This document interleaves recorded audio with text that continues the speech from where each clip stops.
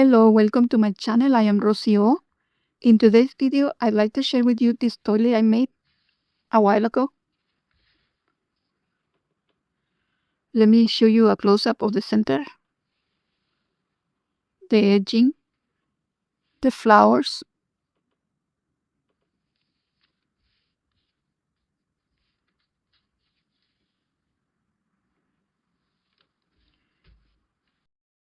It has a lot of popcorns, a lot of picos here, picos everywhere. It measures about 14 inches. I use thread 10 with 1.65 millimeter hook. I use a lot of leftover thread. See? You only need like 5 grams of the pink, 10 grams of the yellow for the flowers,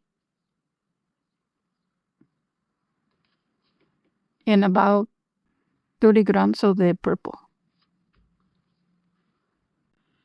Let me show you the reverse. Not much to see. Very clean.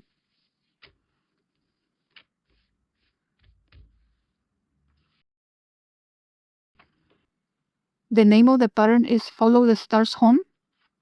You can find it in the Crochetworld magazine issue June 2011. You can look it up. Maybe you can find it somewhere online.